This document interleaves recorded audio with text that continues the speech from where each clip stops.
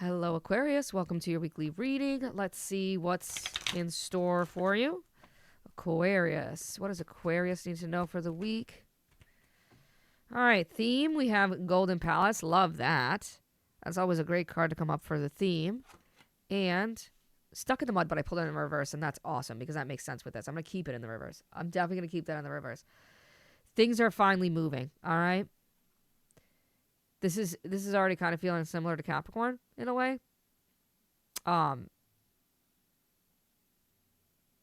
You have a wonderful opportunity. Something that is abundant, something that is needed, something that is wanted, something that you've been working hard for. All right? It starts to move. Things get going. You're no longer stuck in the mud. All right, let's see. What could be a possible challenge for Aquarius? I saw that Generations card almost wanted to come up. Unfoldment, Lotus Flower, and Sanctuary Cave. Okay, peace. For sure, needing peace. Needing to find quiet time. Needing to find alone time. Needing to find space.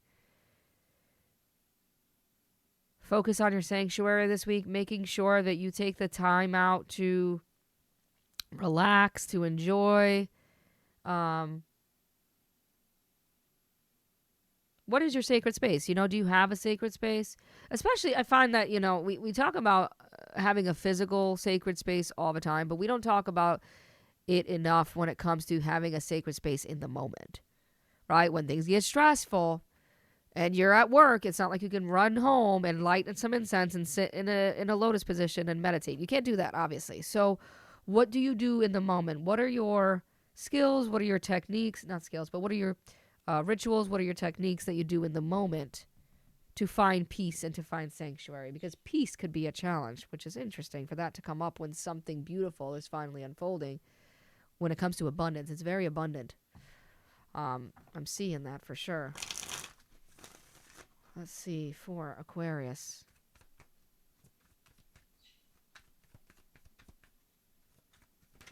Okay, yep, I was going to do it. Thank you. King of Pentacles.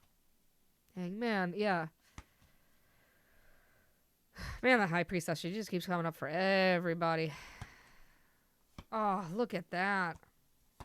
I love that. Faith. Faith is what's going to keep you going this week. Hope. Faith and hope. Making sure that you find that, again, in the little pieces of sanctuary and peace.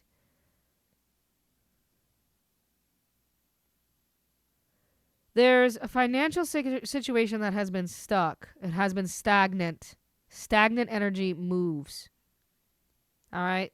It's like all of a sudden, a rush of energy comes in and it gets things going. This thing's going to work out. Like, that if you put in all the work, all the time, that it will pan out, that it will be sustainable, it will be practical, it will be realistic, it will be successful, and it will mature into the thing that you want it to mature into. It's just a matter of time. It's time that's getting kind of in the way here a little bit. I want to see what this High Priestess is about firstly, because she seems out of place. You're in a very vulnerable position here waiting for this. This Golden Palace.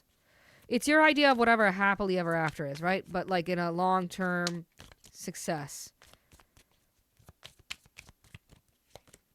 Seven of Pentacles. Patience. All right, that's what it is. Patience. Patience and understanding. Which can, obviously that's, yeah, again, the waiting game. Six of Wands, though. Two of Cups. This could be patience and understanding of a person, but Ace of Pentacles.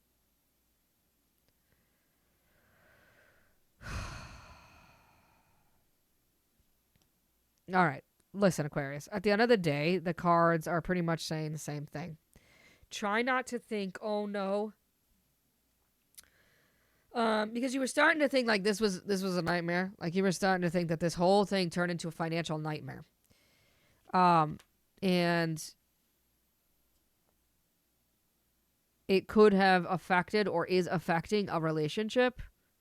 But yeah, this is definitely like going from I don't have enough money or I don't have enough of something. I don't have enough of something to I finally have something.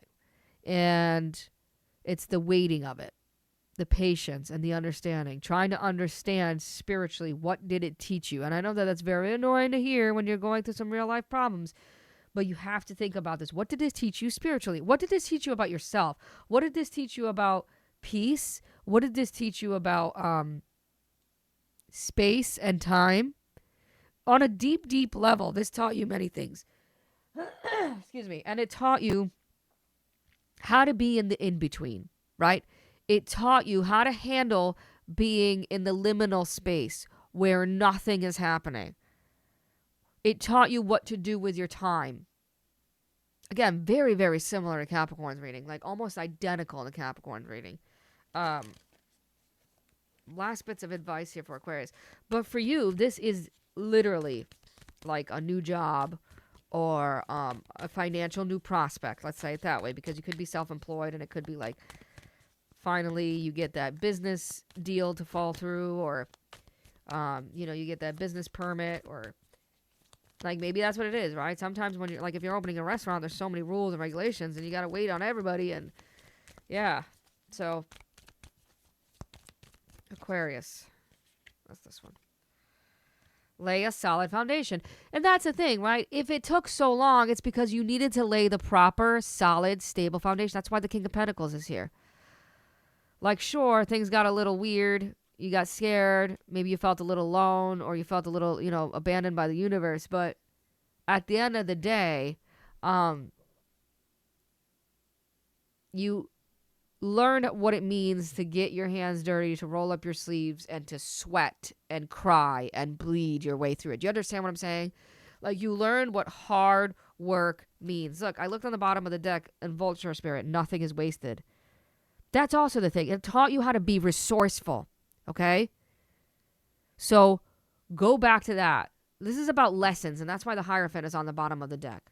Lessons in faith and resourcefulness and patience and understanding. I hope that this helped, Aquarius. Thank you for tuning in. I'll see you in the next one.